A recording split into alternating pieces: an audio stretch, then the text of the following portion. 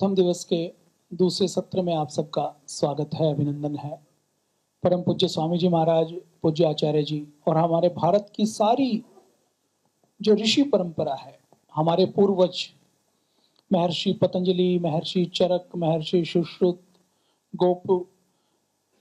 गौतम, कपिल, कणाद से लेकर सारी गुरु परंपरा को जो सूक्ष्म रूप में आज भी विद्वान है, उसको हम नमन करते हैं, उसको प्रणाम करते हैं, जिन्होंने अपना पूरा जीवन। देखिए, हमारा जो भारत का विज्ञान है वो बहुत अद्भुत है।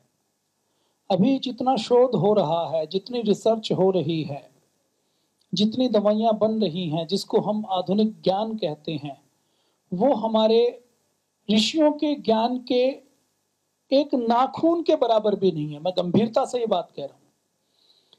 पतंजलि योगपीठ उन्हीं हमारे पूर्वजों की परंपरा का संवाहक है।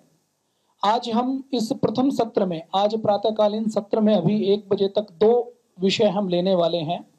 पहला विषय हम संस्था का परिचय, इसकी बातचीत करेंगे ताकि आपको पता लगे कि पतंजलि क्या है। दूसरा विषय हम लेने वाले हैं, आज प्रथम दिन है तो हमारा संगठन की रीति नीति क्या है, संगठन की मर्यादा क्या है, संगठन की परंपरा क्या है, संगठन का विजन क्या है, संगठन की कार्य पद्धति क्या है, संगठन में हमें किस प्रकार से वाणी व्यवहार करना है, किस प्रकार से हमें संगठन में किन चीजों का ध्यान करना है, किन चीजों से बचना है, क्या चीज ऐसी है जिसको अपने जीवन में करना है। तो इन 2 विषयों के ऊपर आज हम बातचीत करने वाले हैं। सारे विषय स्पष्ट हैं। आपके लिए हमने कोई भी कार्यक्रम ऐसा नहीं रखा कि जिसमें हम कहें कि हमने ये कार्यक्रम रख लिया, वक्ता आएगा आपको कुछ भी बताकर चला जाएगा। ऐसा विषय नहीं है। हमारे सारे विषय तय हैं, उन्हीं विषयों के ऊपर आपसे बातचीत करने वाले हैं। संस्था परिचय का अभी सत्र रहेगा। संस्था परिचय के बाद हम आपको संगठन की रीति नीति, संगठन कार्य पद्धति के बारे में बताएंगे। उसके बाद सायंकाल आपको बहुत सी चीजें संस्था के बारे में, आचार्य कुलम में, गुरुकुलम में, वेलनेस में आपको एडमिशन लेने के लिए आपको आवश्यकता पड़ती है, वो आपको हम बताने वाले हैं कि आपसे कोई पूछे तो आप उसको कैसे बताएंगे कि गुरुकुल में एडमिशन कैसे होता है। ये सत्र शाम को हम रखने वाले हैं। इसके साथ साथ हम आपको रोगानुसार योग, पतंजलि वेलनेस के बारे में, अष्टांग योग के बारे में, गुरु महिमा के बारे में, सेवा के महत्व के बारे में, पतंजलि की जो आधुनिक जितनी रिसर्च चल रही है उस रिसर्च के बारे में, वैज्ञानिक रिसर्च के बारे में हम आपको बताने वाले हैं।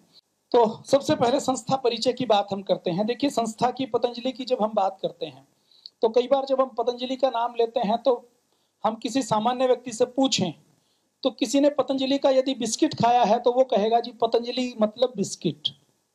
कोई कहेगा पतंजलि मतलब दवा आयुर्वेद की, कोई कहेगा पतंजलि मतलब योगासन प्राणायाम, कोई पूज्य स्वामी जी महाराज को टीवी पर देखता है तो पतंजलि मतलब पूज्य स्वामी जी महाराज, पूज्य आचार्य जी को कोई देखता है तो पतंजलि मतलब आयुर्वेद की जड़ी बूटियां, और कोई वामपंथी व्यक्ति है तो वो कहेगा कि पतंजलि का मतलब व्यापारी, पतंजलि का मतलब लूट करने वाले, ठग करने वाले, महाठग।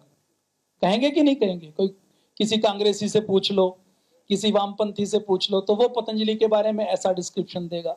सामान्य किसी डॉक्टर से, पढ़े लिखे व्यक्ति से पूछो जो न्यूज़पेपर पढ़ता है, वो कहेगा पतंजलि, पतंजलि का मतलब ऐसी दवाई बनाने वाला जिसके ऊपर सुप्रीम कोर्ट ने रोक लगाई और कोर्ट ने दवाइयों के ऊपर बैन लगाया।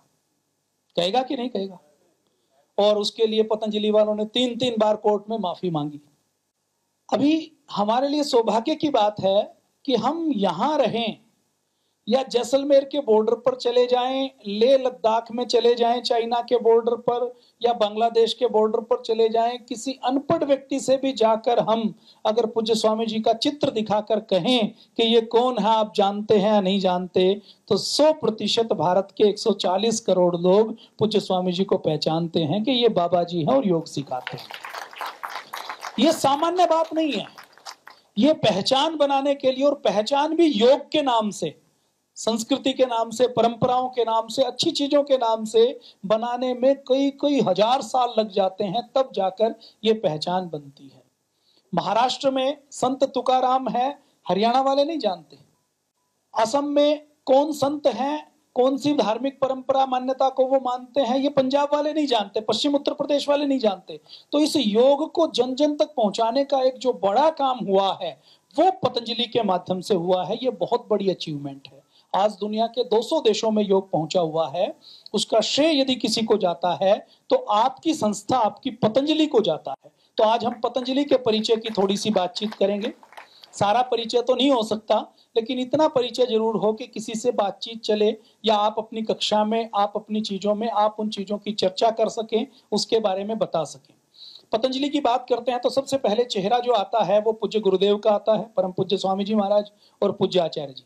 परम पूज्य स्वामी जी महाराज और पूज्य आचार्य जी दोनों का जो जन्म हुआ वो बहुत साधारण किसान परिवार में हुआ। अत्यंत सामान्य किसान परिवार जैसा होता है कि सीमित संसाधनों में धरती को मां मानकर अपनी मेहनत करके जो कुछ थोड़ा है उसी को संतोष मानकर उसके अंदर अपना निर्वहन करना। उसमें कोई भौतिक संसाधन नहीं, कोई बड़ा सपना नहीं, कोई बड़ा उद्देश्य नहीं, कोई धन नहीं, कोई संपत्ति नहीं। संघर्ष में जीवन की संघर्ष करते करते अपना जो रूखी सूखी रोटी मिली उसको खा लिया। तो ऐसे साधारण परिवार में जन्म हुआ।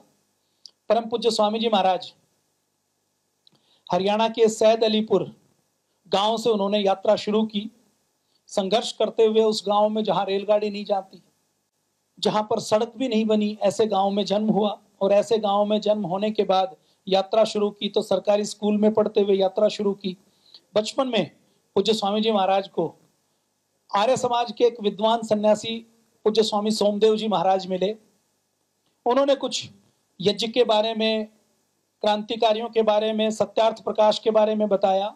जब पूज्य स्वामी जी महाराज को इन चीजों का बोध हुआ तो उनके मन में इच्छा हुई कि मुझे भी अपने भारत की सनातन वैदिक पद्धति के आधार पर जीवन जीना है। और उस समय यज्ञ की कोई गांव में व्यवस्था नहीं होती थी, तो घर से ही घी चुरा कर टूटे हुए मटके की ठेकरी में उन्होंने हवन किया।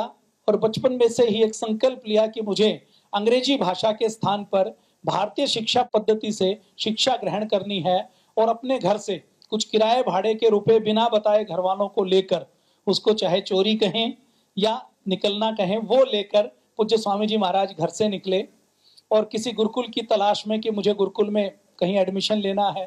तो कई गुरुकुलों में गए, जहां गए वहां पर कुछ गुरुकुल ने कहा कि हम तो बड़े बच्चों को लेते हैं, दाढ़ी मूछ वालों को, आपकी दाढ़ी मूछ नहीं है। दूसरे में गए तो उन्होंने कहा कि हम तो ऐसे बिल्कुल छोटे बच्चों को लेते हैं, आप बड़े हो गए हो उससे पहली कक्षा से लेते हैं। तो इन संघर्षों के बीच पूज्य स्वामी जी महाराज गुरुकुल खानपुर पहुंचे। वहां पर गुरुकुल खानपुर में पूज्य आचार्य प्रद्युमन जी के सानिध्य में पूज्य स्वामी जी महाराज ने संस्कृत की, व्याकरण की, वेद दर्शन अष्टाध्यायी की शिक्षा दीक्षा प्रारंभ की।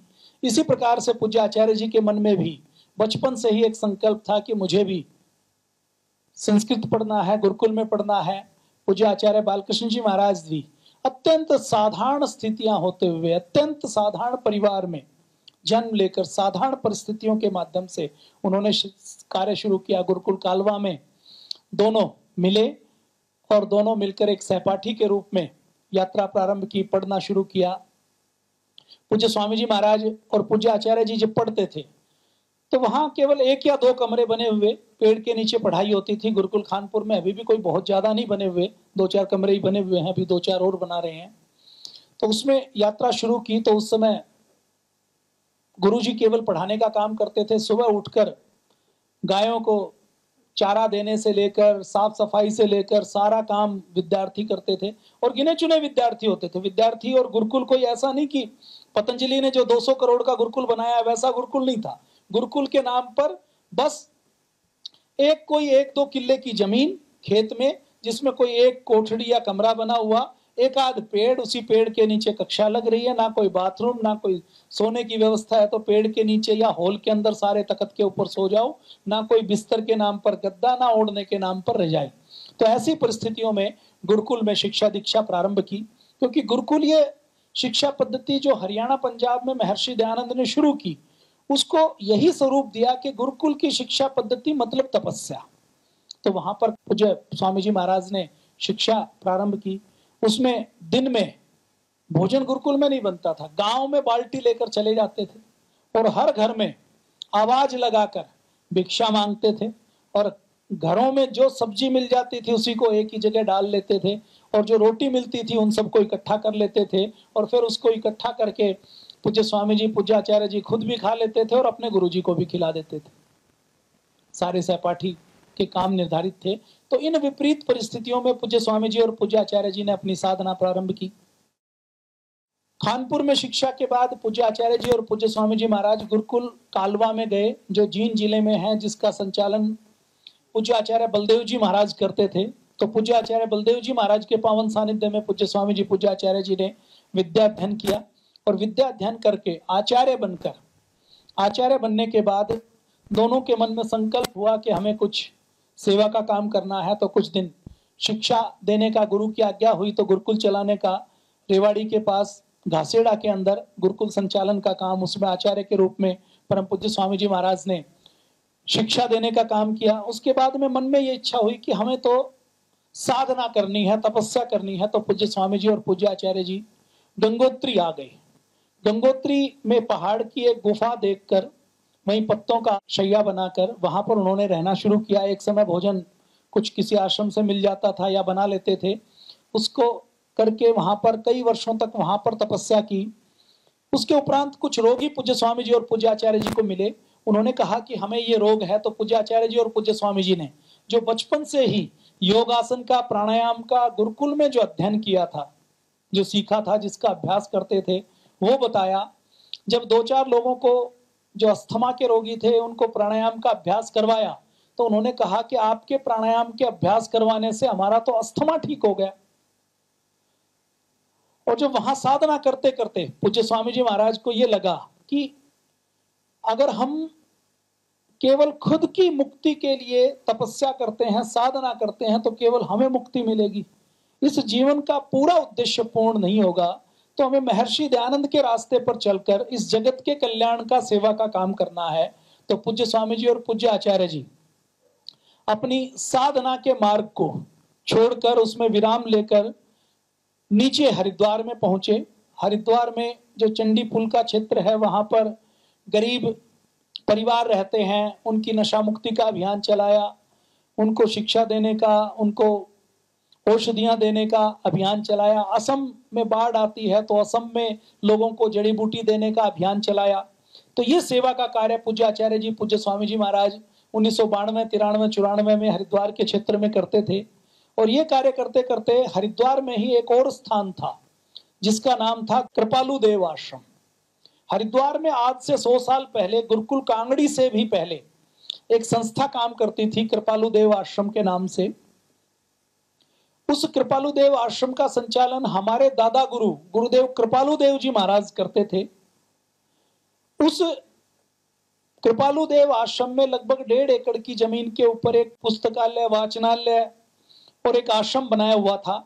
उस आश्रम के माध्यम से हमारे दादा गुरु गुरुदेव कृपालु देव जी महाराज अलग अलग सेवा के कामों का संचालन करते थे। और 1993-94 के आसपास उस आश्रम का संचालन हमारे पूज्य स्वामी जी महाराज के गुरु गुरुदेव शंकर देव जी महाराज करते थे। पूज्य स्वामी शंकर देव जी महाराज दिव्य योग उस समय जो कृपालु देव आश्रम था, जो कनखल के पास, नहर के पास है, आप में से किस किस ने वो आश्रम देखा है? पुराने वाला आश्रम, एक दिन आपको वो भी दिखाएंगे। तो कृपालु देव आश्रम स्वामी शंकर देव जी महाराज चलाते थे। पूज्य स्वामी शंकर देव जी महाराज वृद्ध हो चुके थे और उनको ये लगता था कि इस आश्रम को चलाने के लिए किसी की जरूरत है। उन्होंने पूज्य स्वामी जी और पूज्य आचार्य जी को सेवा करते हुए देखा और उन्होंने देखा कि ये विद्वान ब्रह्मचारी हैं और ये यदि सेवा का कार्य संभालें तो बहुत अच्छे से कर सकते हैं। तो उन्होंने आग्रह करके पूज्य स्वामी जी और पूज्य आचार्य जी को आश्रम में लेकर गए। अब ये जो उस समय आश्रम था, उस समय आश्रम केवल 1.5 एकड़ जमीन पर बना हुआ था और आश्रम में जो 10-15 कमरे बने हुए थे उसमें किराएदार घुसे हुए थे और वो किराएदार कब्जा करके बैठे हुए थे कि हम यहाँ पर यह आश्रम छोड़ेंगे नहीं। और आश्रम के अंदर आय का कोई साधन नहीं, कोई दान नहीं, कोई दक्षिणा नहीं, कोई भोजन की व्यवस्था नहीं, कोई शौचालय की व्यवस्था नहीं। आश्रम में सुबह भोजन बन जाए तो शाम को भोजन मिलेगा कि नहीं मिलेगा इसकी कोई गारंटी नहीं। तो ऐसी व्यवस्थाओं में पूज्य स्वामी शंकर देव जी ने कहा कि आप यहां पर काम शुरू कीजिए। पूज्य स्वामी जी और पूज्य आचार्य जी ने वहां पर सेवा का काम शुरू किया। ऐसे संघर्ष में कि आप जिस आश्रम में हो उसमें सुबह भोजन मिल जाए तो शाम की गारंटी नहीं, तो ऐसी व्यवस्थाओं में पूज्य स्वामी जी महाराज को गुरु की गद्दी मिली। जन्म हुआ तो संघर्ष में हुआ, काम शुरू किया तो संघर्ष में काम शुरू किया। तो दिव्य योग मंदिर ट्रस्ट से ये यात्रा शुरू हुई। 1995 में दिव्य योग मंदिर ट्रस्ट पूज्य स्वामी जी महाराज ने बनाया। उसी 1.5 एकड़ आश्रम में जहां पर पूज्य स्वामी जी महाराज किसी को हवन करवा के 1100 रुपए 500 रुपए मिलते थे, तो उसी का खाने पीने की व्यवस्था करके शौचालय का गड्ढा भर गया तो अपने हाथों से शौचालय का गड्ढा साफ किया। हमारे गुरुदेव ने किसी काम को छोटा नहीं माना। तो सारी सेवा का जो काम, जो परिस्थितियां आती गई, पूज्य स्वामी जी और पूज्य आचार्य जी उसी परिस्थिति से जूझते गए, उसी परिस्थिति से निकलते गए। दिव्य योग मंदिर ट्रस्ट में कोई व्यवस्थाएं नहीं थी, तो आज भी दिव्य योग मंदिर ट्रस्ट में जो उस समय गाय को रखने के लिए गौशाला बनाई, गौशाला क्या बनाई, टीन का एक शेड बनाया 3 दीवारें खींचकर, तो उस 2-3 दीवारों की जो चिनाई है वो मिट्टी के अंदर पूज्य स्वामी जी महाराज ने अपने हाथों से की हुई है। तो मैं आपको ये चीजें क्यों बता रहा हूं? मैं आपको इसलिए बता रहा हूं कि किसी भी काम को करने के लिए संसाधनों की, संपत्ति की आवश्यकता नहीं होती। काम जो बड़ा होता है वो संकल्प के बल पर होता है, और इसका लाइव एग्जाम्पल पतंजलि योगपीठ है, हमारे पूज्य गुरुदेव। तो ऐसी परिस्थितियों में काम शुरू किया और पहला ट्रस्ट बनाया दिव्य योग मंदिर ट्रस्ट।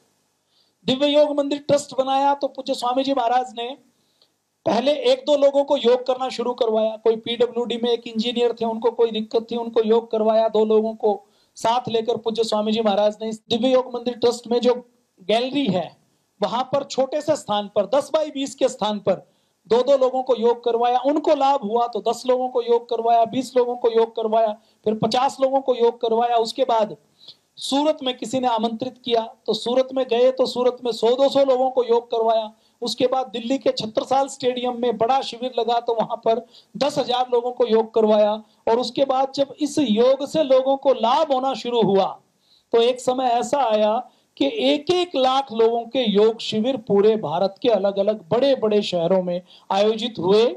और जिस काम को यह कहा जाता था कि मनोरंजन का काम भी, नाच गाने का प्रोग्राम भी केवल रात को हो सकता है, वहीं योग के, भारतीय संस्कृति के, तपस्या के, अध्यात्म के काम के लिए लोगों को परम पूज्य स्वामी जी महाराज ने सुबह 3 बजे उठा दिया। शहरों की सड़कें जाम होनी शुरू हो गई।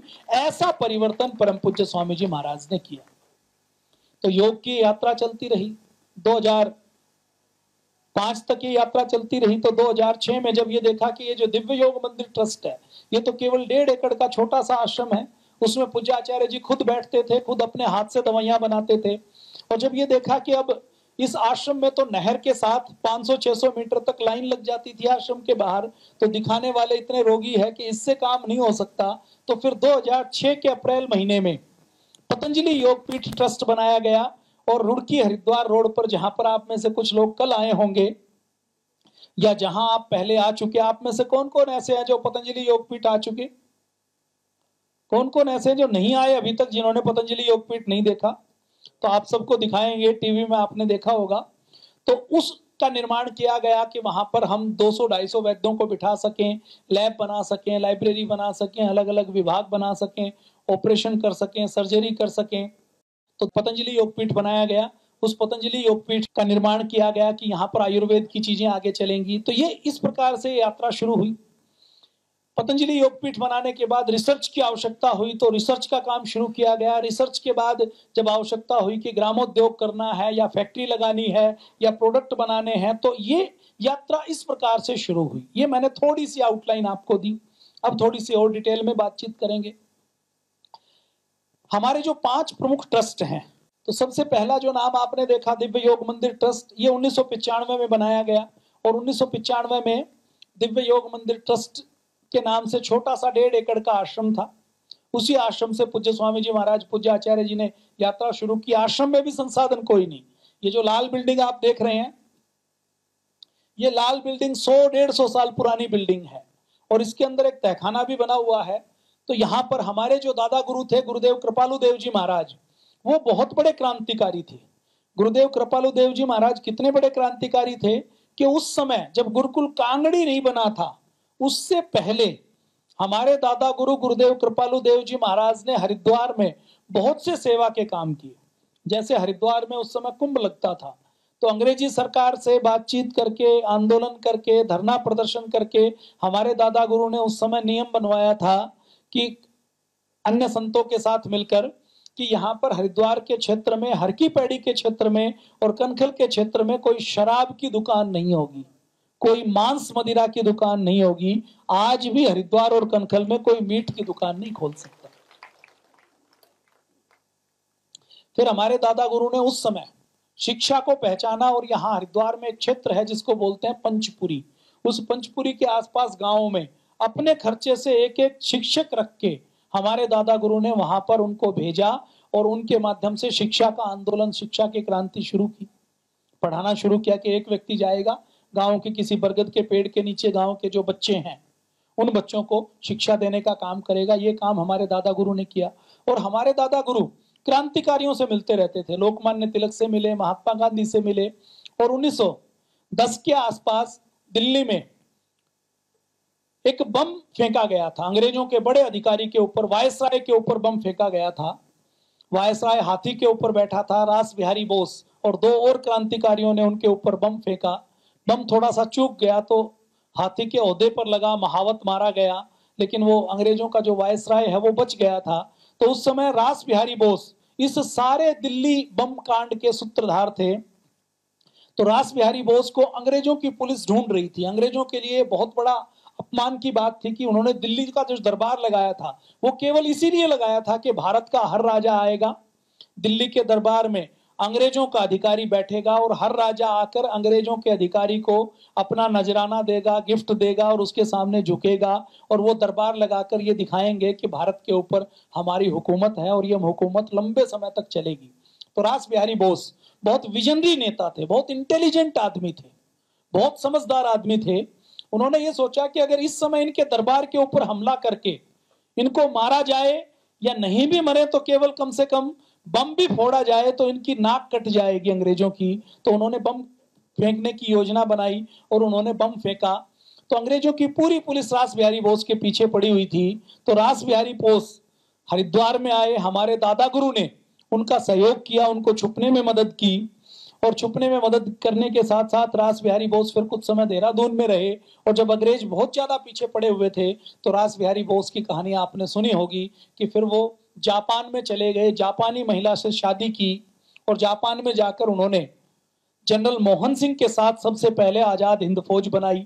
और आजाद हिंद फौज को जनरल मोहन सिंह ने संभाला। और जनरल मोहन सिंह के बाद रास बिहारी बोस ने नेताजी सुभाष चंद्र बोस को जर्मनी से बुलाया और आजाद हिंद फौज की कमान नेताजी सुभाष चंद्र बोस के हाथ में दी। तो ऐसे नेताजी सुभाष चंद्र बोस के भी जो गुरु हैं रास बिहारी बोस, वो हमारे आश्रम के साथ, हमारी संस्था के साथ जुड़े हुए हैं। उनको भी सहयोग करने का, उनको आश्रय देने का काम हमारे दादा गुरु गुरुदेव कृपालु देव जी महाराज ने उस समय किया था।